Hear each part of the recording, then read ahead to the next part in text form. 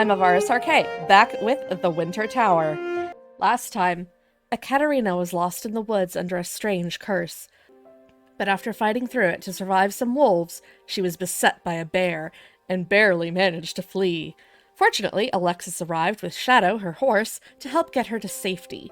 Turns out the newborn elf she met was responsible for the magic, but she displayed kindness and leniency when faced with the remorseful elf's tears.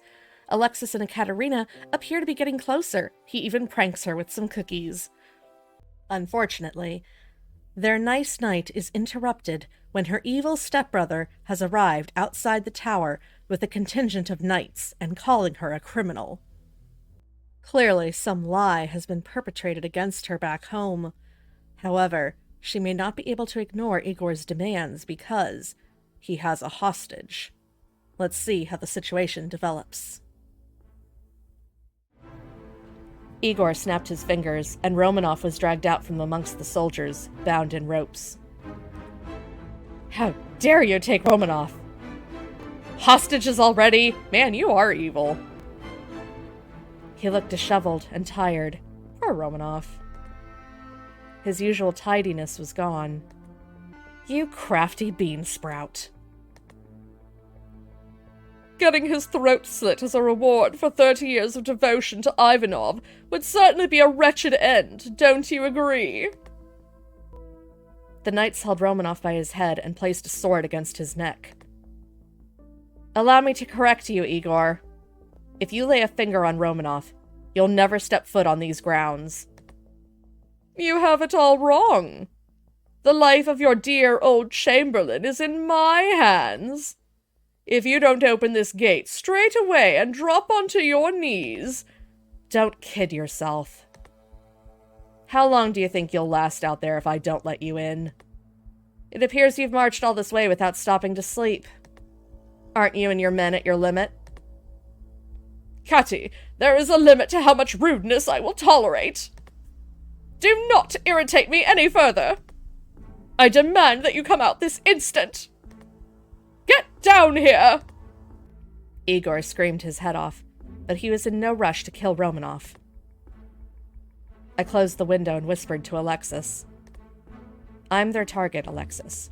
If you hide in the basement, they won't bother to search for you. Do you plan to fight them all by yourself? Does she have a choice in this matter? Or are you gonna help, wizard? Nah, he can't lift a finger.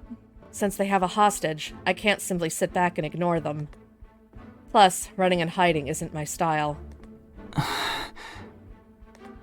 It's alright. Don't worry about me. These knights are loyal to my father, so they won't harm me. You think? Maybe? I mean, they're here to harm you and, perfectly happy to slit Romanoff's throat, supposedly, so some shenanigans are going down. When Alexis saw my determination, he responded. I trust you. Come back unharmed. Okay, have fun hiding, Mr. Wizard. Dang it! What's taking her so long? Break down the gate! Do it now! Young Master Igor, we... Give it up, you imbecile. The knights aren't there to listen to your incessant whining. The knights showed courtesy but remained on their horses. I see your mouth has become filthier since leaving the castle. From the very beginning, I never wished to speak to you. Every word you speak kills one of my brain cells. Igor fumed for a while, then smiled in triumph as if he came to a sudden realization. Now I understand why you're so full of yourself. You don't understand what kind of situation you're in, do you? Igor tugged on the rope that bound Romanoff. Why don't you try guessing why your Chamberlain, who devoted 30 years of his life to the Ivanov family, is all tied up? I have no excuse. Romanoff's head drooped. Guess what? That you're levying accusations against me and tortured Romanoff into giving a confession as my accomplice. Igor gritted his teeth when I hit the nail on the head. The torture was merely a means to find the truth. You know what you've done. Let's keep this short. I don't want this conversation to drag on either, so let's get to the point.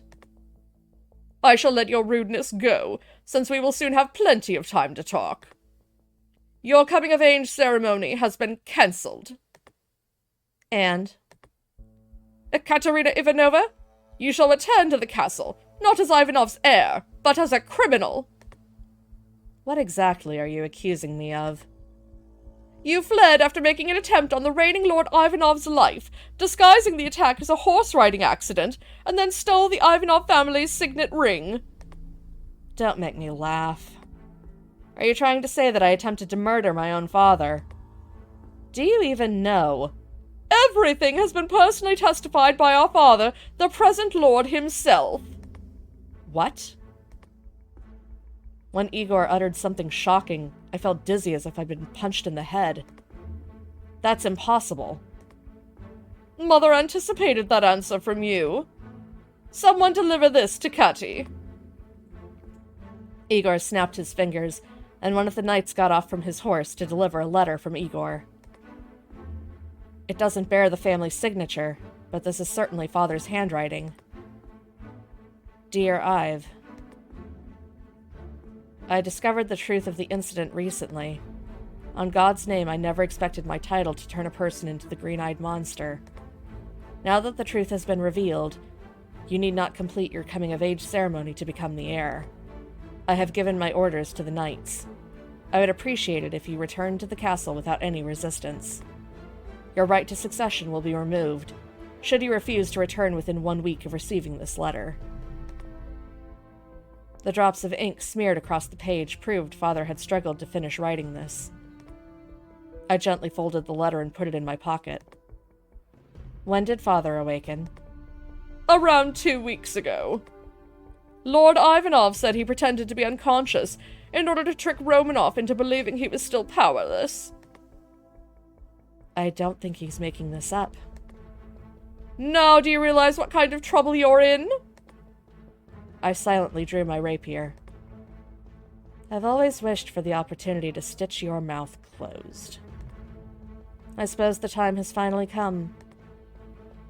Are you going to fight all these knights by yourself? Don't waste your energy trying to do the impossible. Igor arrogantly gestured towards his entourage. Perhaps if I tame you now, you'll quiet down and learn how to be a proper housewife. The knights marched forward, grasping the hilts of their swords. However, they were reluctant to draw their weapons because all of them, taking on one swordswoman alone, went against chivalry. I won't hold it against you. I know you're only following my father's orders. You, over there, draw your sword. Katerina, I'm not sure this is the time to be sporting, but okay. I guess it does breed goodwill or something. The knight I pointed at dismounted his horse and drew his weapon. Please allow us to escort you back to the castle peacefully. Oh? You think you can best me? This will be different from our usual training sessions. The knight sighed and readied his stance. His moment of hesitance passed in the blink of an eye. His sword turned into an aggressive fang. Here he comes. The way he speaks to me tells me that he's... Father's knight? Melissa's assassin. What? I'm supposed to determine it from that? I mean, she probably would have sparred with her father's knights before she sparred with a potential assassin. But this is way dangerous. So... I'm gonna press save. I don't know. The thing is, even though I'm inclined to say, assume danger first, just in the interest of safety, it's entirely probable that since her whole arc is like learning to trust people or whatever, that it is actually her father's knight or something. But this whole situation just kind of seems like everything's against her. So it's kind of, I want to say it's the assassin so bad. I'm gonna go with knight at the risk of getting us killed. Again. Because that seems to be the way this little story wants to go, maybe. Unquestionably, my father's knight. I should incapacitate him. Though I was better in terms of technique, the knight had the overwhelming physical advantage because he was taller and had longer arms. However, he wasn't told to bring me back dead. This gave him an extra challenge. Oh, okay. He wouldn't be concerned about killing her if he was an assassin, so maybe we did pick the right thing. He aimed for my wrist. It was an attempt to disarm me by forcing me to drop my weapon. But I'm not so foolish as to let that happen. I dodged the first attack, and briskly struck my rapier at his oblique. When my opponent avoided my attack, he created an opening to tenaciously retaliate with his sword. He has good concentration, meaning he's weak to surprises. Time to play a trick on him. I purposely let go of my rapier, spun half a turn, then kicked my rapier towards the sky. What in the... The sword flew aimlessly through the air. It only took a few seconds for my opponent to react, but it was more than long enough to decide the match. I thought, as my rapier stopped in front of his neck. How naive of you. As you said, this was no training session. I surrender. The knight put his sword into its sheath and quietly stepped back. Another knight stepped forward. You won't last long. Surrender while we're still feeling generous. Try me. Tisk tisk. Where are your manners? The knight adjusted his grip on the sword while clicking his tongue. Here he comes. Judging from the way he spoke, this knight must be... under my father as well, or assassin sent by Melissa. Oh dear. Oh dear, oh dear. What did he say again? You won't last long, surrender while we're feeling generous. Tisk tisk, where are your manners? He definitely seems more likely to not be... It's not giving assassin vibes, though, so...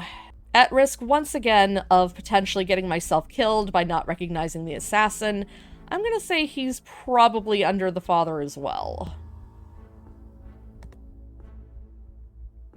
His attitude annoys me, but he must be one of my father's knights. Why did the screen go black? Did I make the wrong call? I was aware of even the slightest habit the knights had because I trained with them frequently. Habits were something that could not be disguised so easily. Though I had my own habits as well, they were not the faux habits I had purposely shown them. He'll strike now. I easily avoided the knight's blade. His sword nicked me, but I wouldn't even consider it a wound. But as the battle dragged on, I could feel my body becoming slower. Yeah, that was an assassin with a poison blade. Why are my arms getting so heavy? The knight exposed his scornful grin as he approached, then he whispered to me. I see the drug is working well. Yep, it was the assassin. I'm dead. Another dead end. Good grief, I'm hitting a lot of these today. Must be the midpoint of the novel. Wouldn't you agree, my lady? What have you done to me? I simply applied a neurotoxin to my sword. My job is to retrieve your rings. I am so very touched by your generosity in stepping out into the spotlight and making my job easier. The knight, no, the assassin, took my rings and gave them off to Igor.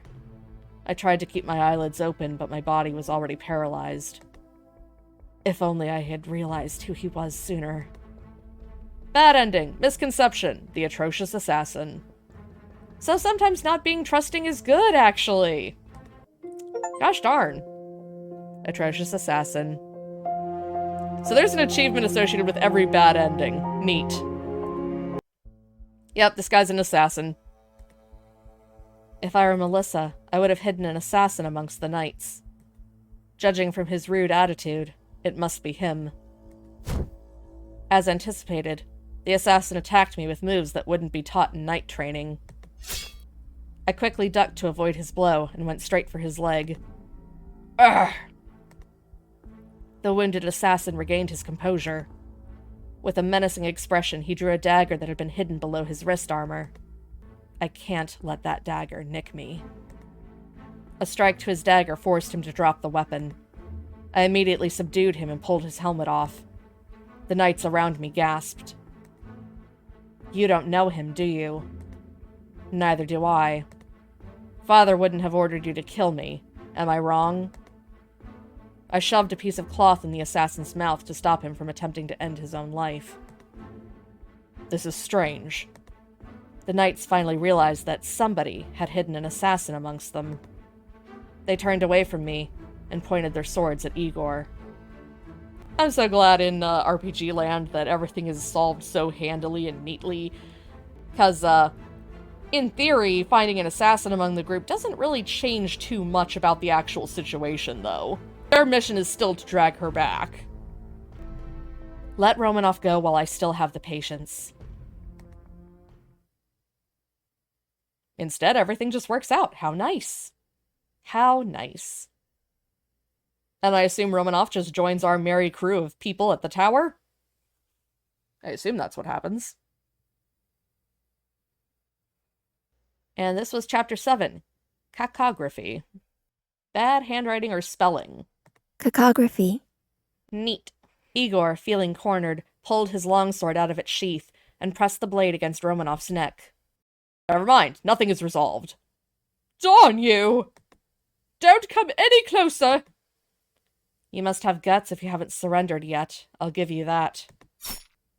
My rapier pierced through Igor's shoulder. Ah! I pulled Romanoff closer to me and cut the ropes that bound him, ignoring Igor's pained screams. Romanoff accepted a dagger from me and used it to threaten Igor to be quiet. Wait here while I prepare for our journey. I walked into the tower with Romanoff, and Igor trailed along as well. When I met with Alexis inside the tower, he immediately examined my body for wounds. Are you hurt? I'm fine. I just gotta head back now, I guess. I thought I'd be here a year, but, you know, them's the breaks sometimes. Not a single scratch, quite literally.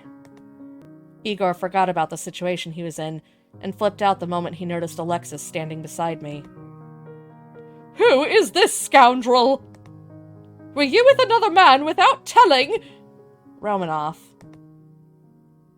On it, my lady.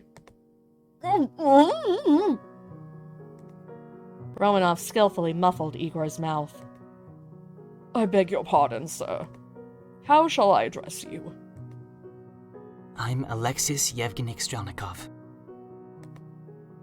What an impressive name.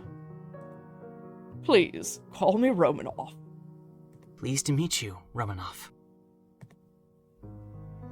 I ordered Romanoff to throw Igor into the shed while I waited in the living room with Alexis. Romanoff returned shortly thereafter. Alexis has been living in the tower since before I arrived. He probably didn't know it even had an owner, as the place was deserted for quite a long time. I would believe it. I had all but forgotten this property as well, until you mentioned the coming-of-age ceremony, my lady. Romanoff, how did my father look when you last saw him? As young Master Igor said, the Lord was, in fact, unconscious the last time I saw him. Could it be possible that he only wakes up when that woman is around? I doubt it. Since I attended to him during the daytime, he must have woken up during the nighttime. However, the Lord would have had no reason not to tell me if he were, in fact, conscious. I took the letter out of my coat. Since Romanoff is with me, let's double-check the letter. Something is off about this. The handwriting was wrong, the envelope was missing the wax seal. She already said the handwriting was definitely him, though, so it's gotta be something about the envelope, maybe. Then again, it's literally chapter called Cacography, meaning bad handwriting, so maybe it's the handwriting. I find this handwriting odd. It's similar to my father's handwriting, but it feels a bit off. Can you take a look as well? Romanoff replied after giving the letter a careful examination. I'm afraid this is, without a doubt, Lord Ivanov's handwriting. Moreover, the knights would also recognize his handwriting. Never would they have obeyed the order if it were a mere crude copy. Something is off about this. I was right first time, it was the envelope. The fact the envelope is missing a wax seal bothers me. Romanoff nodded in agreement. I concur. The envelope may be lacking a seal since you have possession of the signet ring. Nonetheless, Lord Ivanov wouldn't have sent a letter that did not bear his signature. Indeed. There's the risk the letter might have been altered otherwise. The Lord handles every matter with the utmost caution. The chance that he forgot to write his own signature would be very low. I haven't found a proper piece of evidence yet. I must think harder. What's odd about this letter? Dear Ive. I mean, yeah, it seems like she's got a lot of names that are not that. Discovered the truth recently. Didn't expect to turn green-eyed monster. I mean, we don't know about his religious views, so I have no idea. Or if this is a common phrase for him or not. We know nothing about this guy. This is difficult. Given my orders to the knights. Return without any resistance. I'm gonna go with Dear Ive, because I've never heard that name used for her so far in the entire game. I pointed out the line that seemed strange. Romanoff examined it carefully, then replied. This is certainly strange. Lord Ivanov would never use a nickname in writing unless it were a personal letter. That's correct. He once explained to me that it was to prevent any confusion between those who might use the same nickname, and also to remain formal in the presence of others. Though the letter was written in my father's handwriting, the missing wax seal and the use of my nickname tell me that this is a fake. Romanoff agreed with my conclusion. The problem is the handwriting. How could my father write if he's unconscious? Oh, what if it was an older letter that was actually written to someone else who was called Ive? Because I literally just don't see any part of that in her name there that would make it her nickname. So it was in a letter that was originally addressed to someone else where he would be able to talk about how, I can't believe that you were envious of me, I've sent out my knights, and they only copied over that relevant portion. That could work. That's actually a little clever. Using an older letter that he did actually write to someone else, but saying it's about this person instead. There is a theory that comes into my mind. As you are well aware, I have been serving the people of the castle even before you were born, my lady. Before the present lord held his title, he had illegible handwriting. He did? Romanoff gently laughed, reminiscing about the past. You wouldn't believe it nowadays. His handwriting was so bad that at one point his love letter was sent to the wrong person. Rumor has it that many young ladies sat together that day in order to decrypt the letter that the Lord had sent out. I never heard of such an incident. Due to his poor handwriting, Lord Ivanov ran into many issues, some small, some large. In the end, the previous lord became frustrated and sent the present Lord Ivanov to the Winter Tower. I see. So that's why he always emphasized the importance of having good manners and neat handwriting. Yes. Back then, the Lord was in love with a certain young lady. He told me he felt like dying when they were separated. What happened to them? Before you spill the jelly beans, would you like a cup of tea? Alexis, don't interrupt the narrative. I didn't know when he got there, but Alexis appeared with hot tea and meringue cookies. This better not be the joke version. Yeah, having cookies would seriously interrupt our very serious discussion. However, I assume this ties into the story somehow. Offer the meringue cookies, I guess. Alexis baked these cookies himself. Give them a try. Romanoff accepted my offer and naively grabbed a meringue cookie. Oh wait, these are the prank cookies. No! No! Romanoff! I didn't mean to prank you! A few seconds later, he coughed vigorously. Oh, this has a very unique flavor. So this is how you feel. I wanted to laugh out loud, but I held it back in order to preserve Romanoff's dignity. Alexis didn't say anything, but I could tell he was laughing on the inside. I'm going to assume this was a cute character moment, but it did seriously derail the conversation. Why did we do this, guys? Why did we do this? Romanoff continued speaking after subtly pushing the tray back towards Alexis. When people are separated, their hearts follow as well. Moreover, his poor handwriting never quite delivered his message accurately. When it became impossible for him to meet with his lover, the fire in his heart gradually died out. Aw, what a shame. He soon became tired of practicing his handwriting. He was frustrated when he realized there was no improvement. Instead, he opted to spend more time in the woods, trotting around with his horse. Then one day, Lord Ivanov found a woman lost in the woods. Ew, we get a flashback. Okay, then.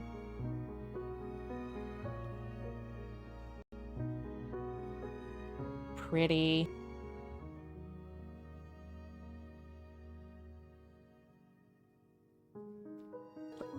Amongst the white birch trees, her raven hair made her look like a fairy straight out of a storybook. Wait, was she? Yes. This is where the Lord met Madame Ivanova, whereafter she would eventually pass away while giving birth to you. I understand that you didn't know the entire story. The Lord has always been reluctant to share stories about her with you.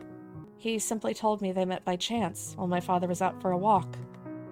I had no idea they met here.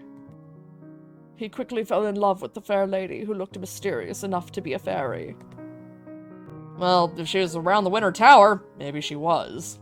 He told me that if his first love was a campfire, this one was a fierce blaze strong enough to raise a field.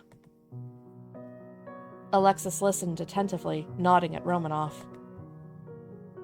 It was Madame Ivanova who helped the Lord improve his poor handwriting. She advised him not to change his handwriting itself, but to draw the letters. Did that solve his problems? Surprisingly, it did. That new point of view made his handwriting, which resembled chicken scratch, much more organized. That means that my father hasn't been writing, but drawing. A perfect copy of the alphabet, that is. Romanoff sipped at his tea to moisten his throat. I became the Chamberlain 10 years later, so I could not compare the handwriting of the present Lord to the previous Lord. At first I assumed he was copying the letters from books. Reading his letter has made me suspect otherwise, however. What if Lord Ivanov perfectly replicated the handwriting of his father? Oh, I see where this is going. Yes. I believe this letter may have been written by the former Lord. Ha! Called it! Although apparently it did have more to do with the handwriting aspect, but essentially a letter meant to go to someone else. Every heir of the Ivanov family is granted the nickname Ive, which is a shortened form of Ivanov, regardless of their gender. Oh, okay, so technically that would apply to Ekaterina. Okay, whatever. My father calls me both Kate and Ive. He surely inherited the habit from his father. I read the letter once again. What was the incident mentioned in the letter, then? It was nothing unusual. You are aware that the present lord was the second-born son, correct? Yes. The third son always envied his eldest brother. He thought himself qualified to become the heir. Thus, he refused to accept that he wasn't considered for the title, simply because he was born after his elder brother. The third son despised the situation he was in, and framed Lord Ivanov for poisoning him. Oh, this soap opera drama. Okay, then. He put forth your father's personal letters as evidence, and his illegible handwriting made him a suspect.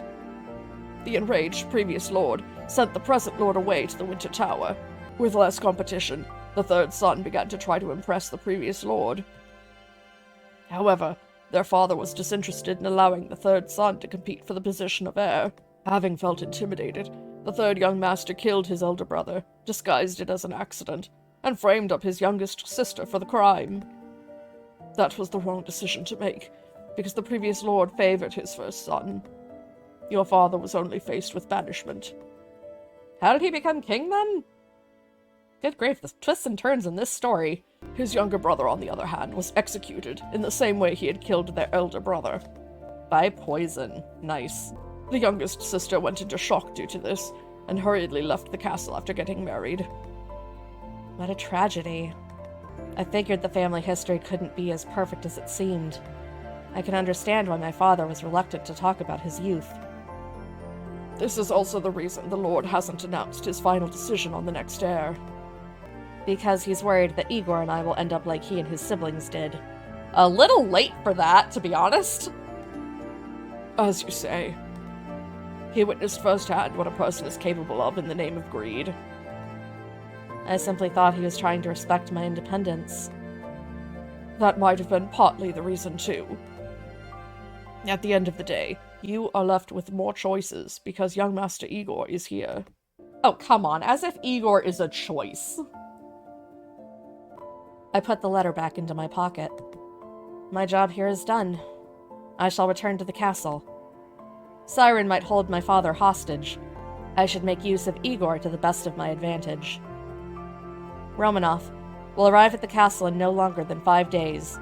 We won't be taking any breaks, so provide the knights with as many supplies from the basement as needed. Yes, my lady. It's time to decide. Though our time together was short, I could say it was, without a doubt, fun. But I'm destined to become Lord Ivanova. Allowing personal feelings to affect my decisions wouldn't be right. It was a pleasure to meet you. Although it's sooner than I expected, I must return to the castle. You're free to visit whenever you like. You'll be welcomed as my guest. Alexis looked confused. Let us say goodbye here, then. Okay. I kind of thought he would push the whole deal thing of you promised to take care of me or whatever. But this is fine, I guess. Farewell, Ekaterina Ivanova. Would I be mistaken if I said he looked like an abandoned puppy right now? He's fine. He's a wizard.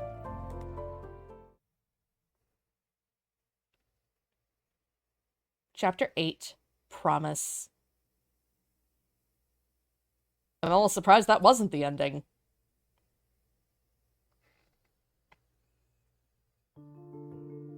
With Igor under my control, we reached the castle after 5 sleepless nights. And we're gonna call it here, because, we're obviously about to go on the counterattack. We finally had a move made against us by the evil stepfamily, and now we're making some counter moves and trying to get back the position of what's going on here, and maybe take away power because they overstepped. So, we'll see what happens. Anyway, thanks so much for joining me. I hope this was as entertaining for you as it was for me, and I hope you have a good one. Thanks so much for watching. Bye!